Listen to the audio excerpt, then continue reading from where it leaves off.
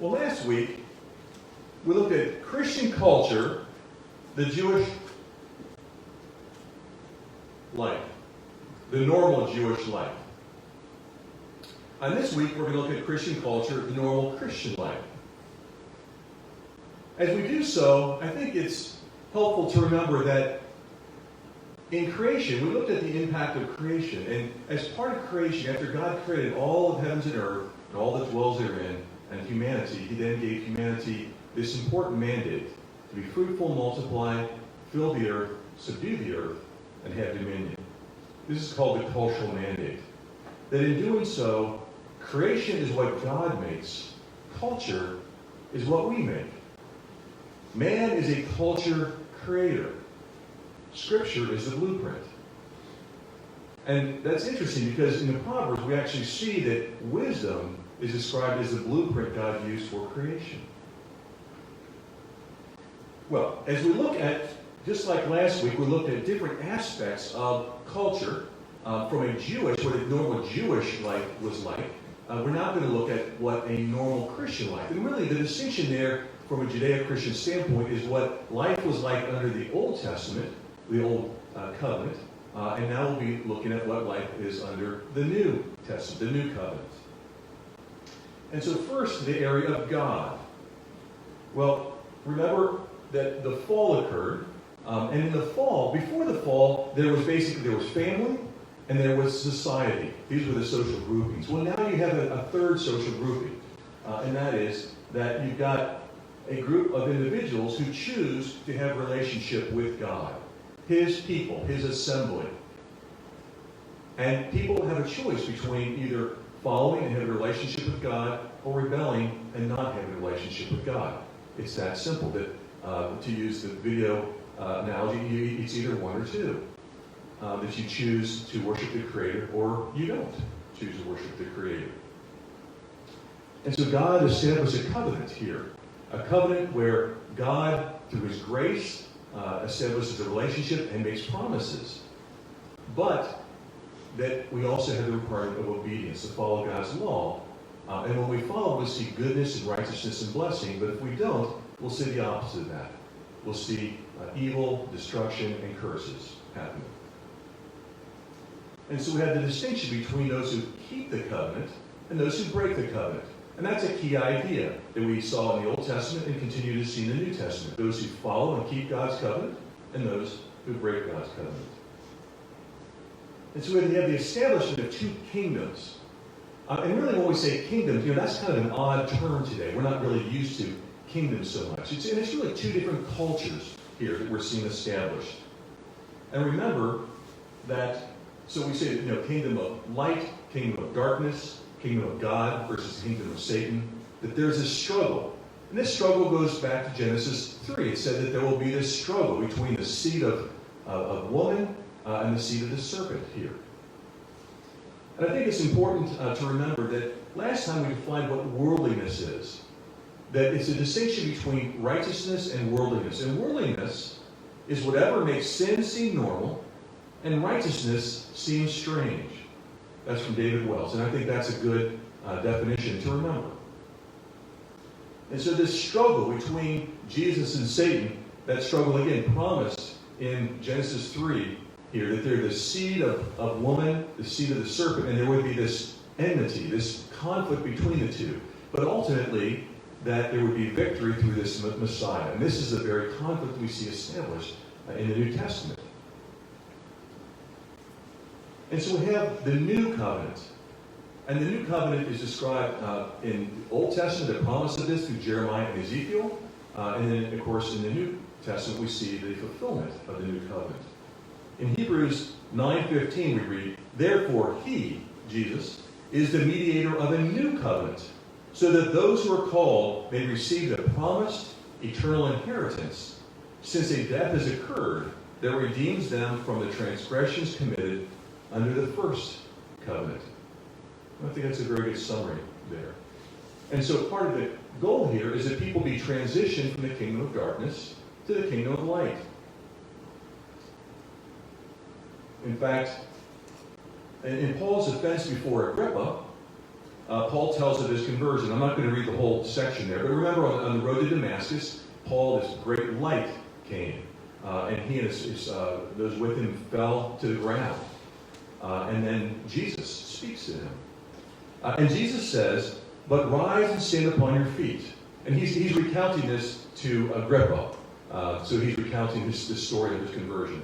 And so he says, Jesus said to me, "But rise and stand upon your feet, for I have appeared to you for this purpose, to appoint you as a servant and witness to the things in which you have seen me, and to those in which I will appear to you, delivering you from your people and from the Gentiles to whom I am sending you, to open their eyes, so that they may turn from darkness to light, and from the power of Satan to God, that they may receive forgiveness of sins and a place among those who are sanctified by faith in me."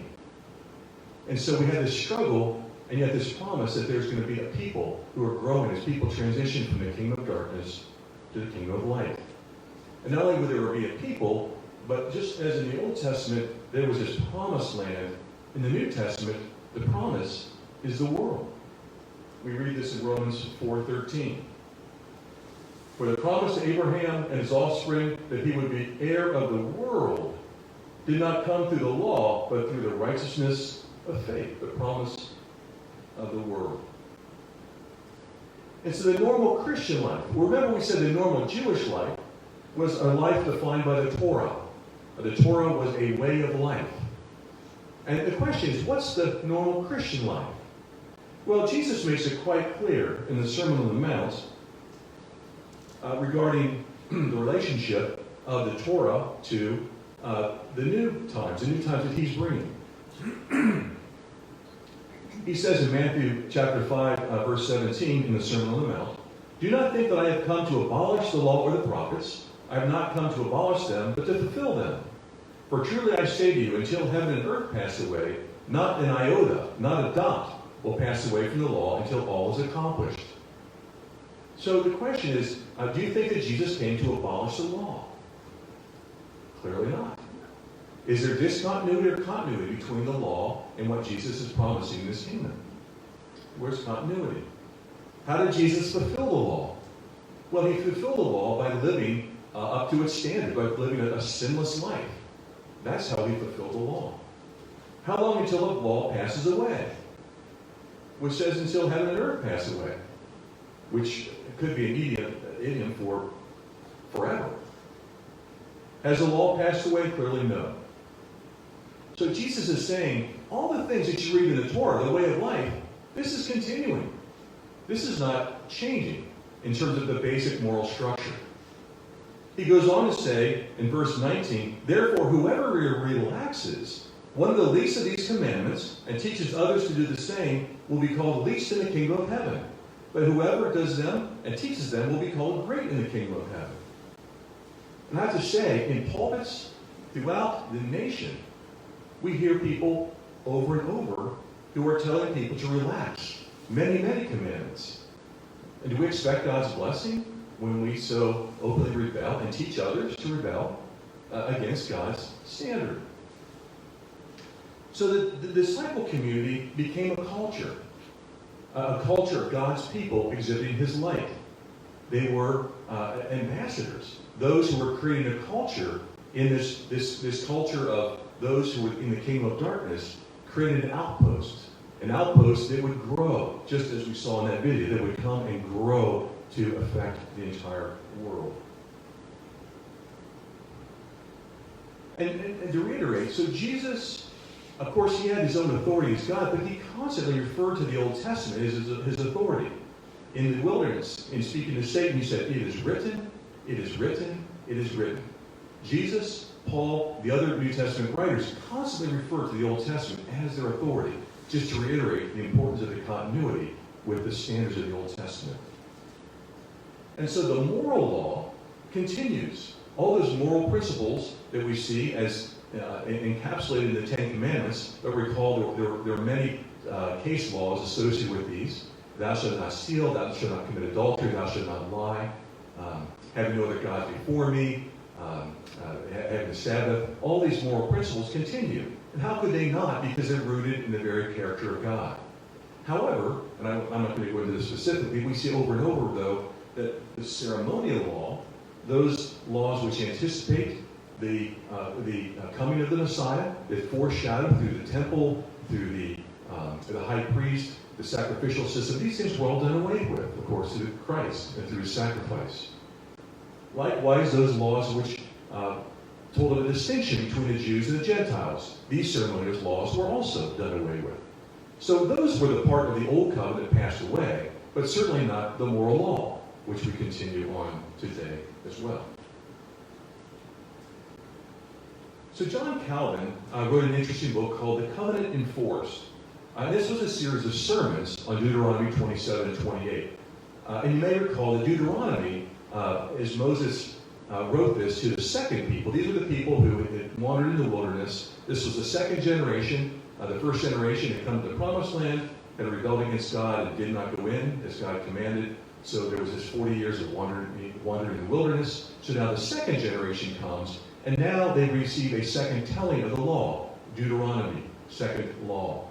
And there's 3 sermons here, basically referring to what God had done in the past, what God is doing now, what God will do in the future. And of course, the expectation is at the end of this, God will talk about the blessings and the curses of the covenant. And that's exactly what he does. And so Calvin gave a series of sermons on this very topic. And he referred back to Hosea. Those who sow the wind will reap the whirlwind. And this is a summary from the publisher of this book. That's what God told the prophet Hosea to tell Israel in the 8th century BC in Hosea 8:7. And that's what John Calvin told the citizens of Geneva in AD 1556. Unlike many Christians in the Western world today, Calvin was convinced that God is alive and active in history. Nations that please God by faith-filled obedience to his revealed will would be blessed by God, while those who anger God by rebellious disobedience to his laws would receive curses from him. These blessings and curses are not only spiritual, they are also social, agricultural, political, meteorological, and in fact are manifested in every area of national life. Thus Calvin called the people of Geneva to walk a straight line before God, so that he might give them peace and not war, prosperity and not famine, life and not death. Calvin showed from the book of Deuteronomy that God has set up a covenant with his people, and that God enforces that covenant. The principles of that covenant are every bit as relevant after the cross as they were before it, Calvin insisted. The Protestant Reformation transformed the Western world because it held to a belief in a living, active, covenant-enforcing God. If we want to recover our cultures from ruin, we must return to biblical principles of life and to the God of the covenant. And so, of course, as part of this, we have the gospel, the good news. The good news that the King has come. The promised King, the Messiah of the Old Testament, has come. And that's the focus of the good news. What the gospel is, it's a capstone of the Old Testament promise.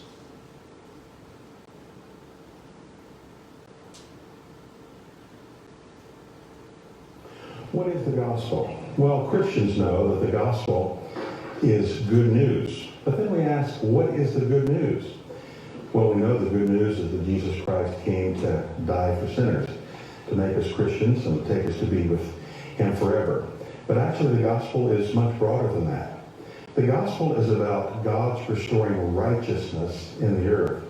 In the fall, man sinned and plunged not only himself, but all of creation into sinfulness.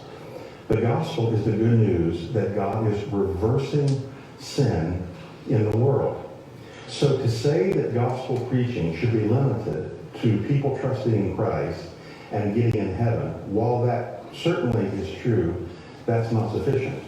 The good news of the gospel is that God is reversing evil in the world, and he's using his people to do that. Christ's work on the cross is designed to reverse sin, not just in our individual lives, but in our families, our churches, in education, in politics, in music, in architecture, in technology, and in every area of life. That is the gospel as the Bible presents it. Only God's people would believe that and implement that. Well, that's the normal Christian life in respect to God, in the area of God, which of course is all-encompassing. Our relationship with God and His commandments, His love, and His aspects of being reigned over all of creation. What about the family? Well, family, we saw that marriage is foundation, of course, to that creation in Genesis 1 and 2, that male and female were brought together to procreate and have families and raise children. And we see in this relationship that in the Old Testament, it was an image of God and His people. And of course, in the New Testament, we see this imagery between Christ and His church, that this relationship is described to give that illustration as well. Well, does marriage change? You know, in the Old Covenant, it was very clear from Leviticus chapter 18 that no distortion of that man and woman marriage relationship would be tolerated, that there was no alternative. Although they were very prevalent in many ways, the same type of alternatives we see today were present back then, and gross distortions. And yet, has that changed? The very covenant and moral principles that God established in Leviticus chapter 18, have they changed? And of course, they haven't. We see it reiterated in the New Testament, how important marriage is, that's foundational, and the principles of adultery and distortions are the same in the New as well as the Old. And if that's not clear from any other place, we can see in Matthew chapter 19 that when Jesus gives his teaching on divorce, he refers back to the original model of creation of man and woman and marriage. And you know, if there's one area, and there's many areas, but if there's one area the church refuses to obey God, it's in the area of sexuality. You know, it's understandable that a culture that's in rebellion against God would not follow God's principle of sexuality. But the fact that God's people are so adamant, the anger, you know, any other area but the area of sexuality, people get angry. It's like, that's my personal choice, and God stay out of it. I mean, that seems to be the attitude. Even to get the churches to commit to a basic definition, a biblical definition of marriage, it just tells us, if we expect God's blessings to flow, how can we do so when we're in utter rebellion against His principles for fundamental relationships within families? What about children? Well, read in Ephesians 1 the same principles that we saw in the Old Testament. Children, this is from chapter 6. Children, obey your parents in the Lord, for this is right. Honor your father and mother. This is the first commandment with a promise, that it may go well with you, and that you may live long in the land. Fathers, do not provoke your children to anger, but bring them up in the discipline and instruction of the Lord. And so here we see that just as marriage is a covenant, that covenant relationship between parents and children continues. We have a repeating here, again, of the moral principle, and then the blessing that comes from it, that it may go well with you, that you may live long in the land, that continues to be God's promise. It's interesting, I came across this confessional statement called Of the Christian Mission. And in there, they state, as the church implements Christ's work of redemption, so the state implements His work of vengeance. So we have this, we talk about the role of church, the role of state. Well, there is a role of church and state. It's not the same that's distorted within our culture today. But the role of the church is to focus on redemption.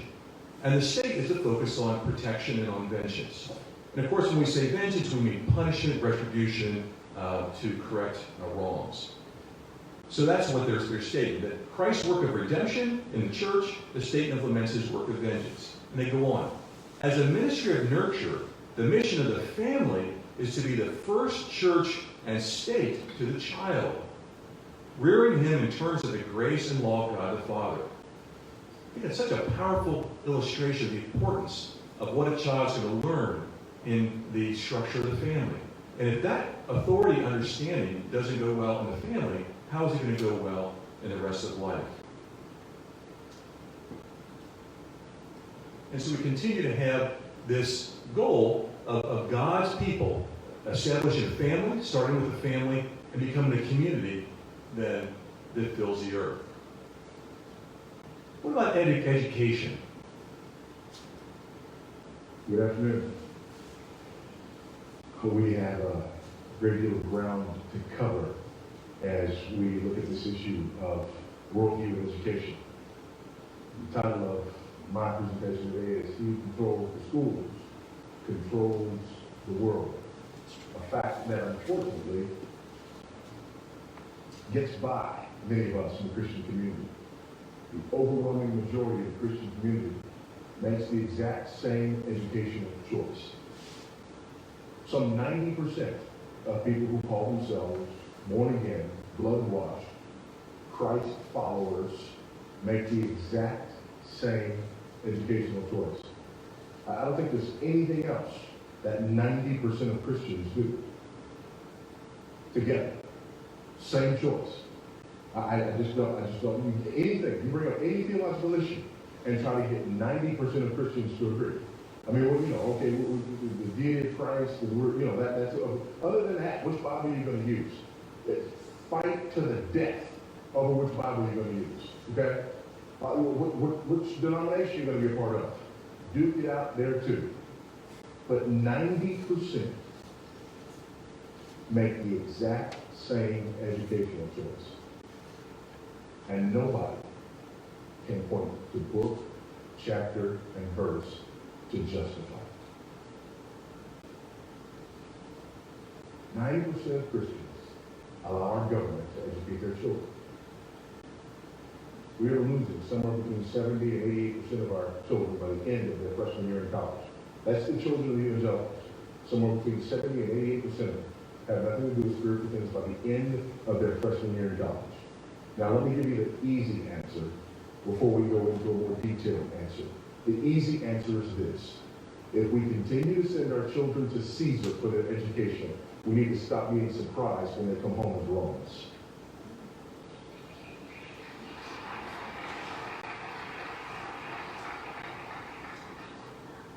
How to see who controls the schools, control the world. Luke chapter 6 and verse 40. A pupil is not above his teacher, but everyone, after he has been fully trained, will be like his teacher. This is the New Testament version of Proverbs 22:6. Proverbs 22:6, train up a child the way he should go. When he is old, he will not depart from it. The New Testament version of that is right here in front of you. Luke chapter 6 and verse 40.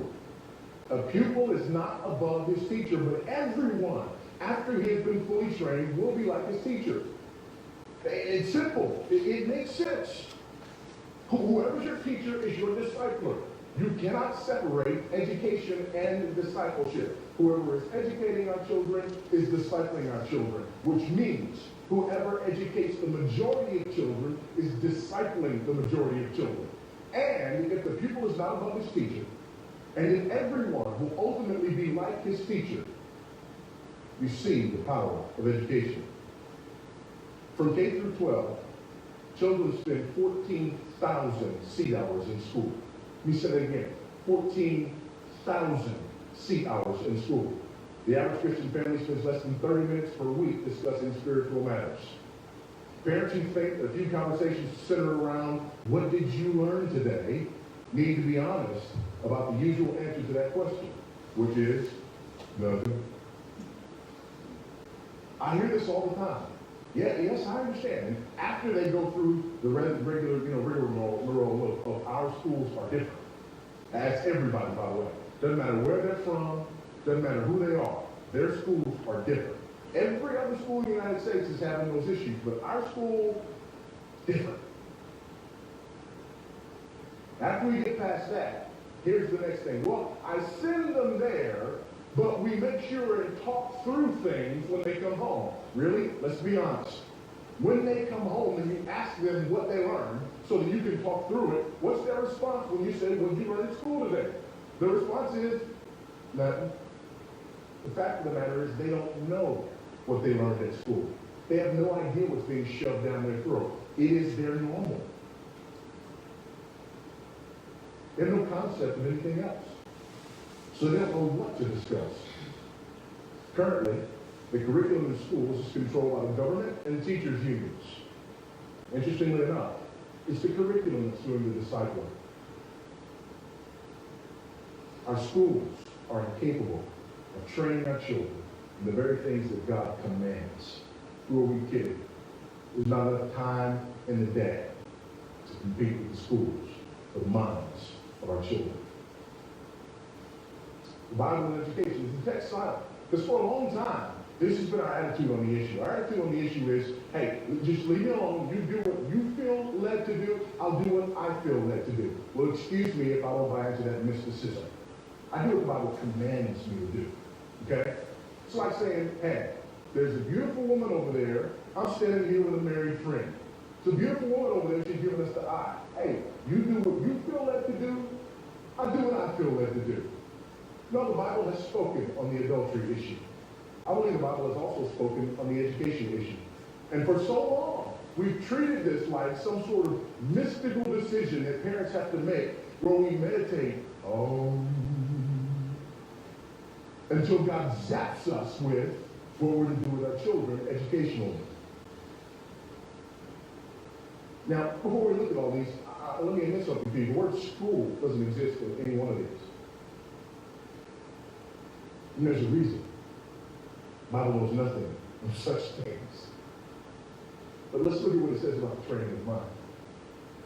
Deuteronomy 6 and 7. These words which I'm commanding you today shall be on your hearts. You shall teach them diligently to your sons, and shall talk with them when you sit in your house, when you walk by the way, when you lie down, and when you rise up. That would be all the time. I had an administrator in a school system in Amarillo, Texas, challenged me on this issue. She's committed to public school, committed to government education as a Christian. She's committed to it. We've got to have it, and our kids have got to be there. And I'm mentioning this passage of scripture, to which she responded, I always thought that meant non-school hours.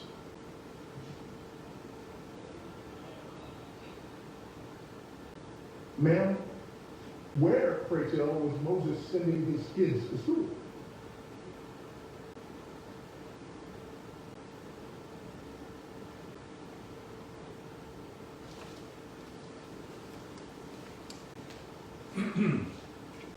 All right.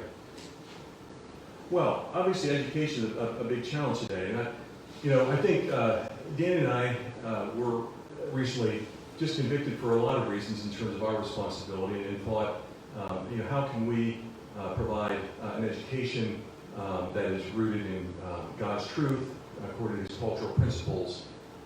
As we prayed about it, just through a number of just very amazing coincidences, we just decided to take him now over to Marsall Academy, which is a curriculum.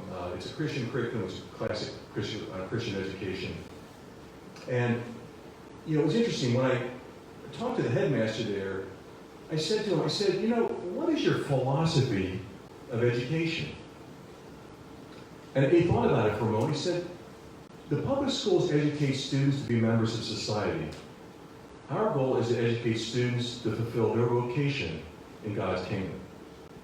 And I thought that's exactly what I wanted to hear. I thought that exactly encapsulated what our sense was of why we were pursuing this. Romans 12, chapter 2, Todd said this before, do not be conformed to this world, but be transformed by the renewal of your mind, that by testing you may discern what is the will of God, what is good and acceptable and perfect. And so I think for us to, again, remember David Wells' statement, worldliness is whatever makes sin seem normal and righteousness seem strange. And how do we best educate our children to understand what is worldly and what is holy and righteous? Well, because of time, Todd and I decided we're going to go ahead and split this into two parts. And next time, we'll look at economics, we'll look at technology, society, what a Christian culture was in the past, and what it will be again in the future.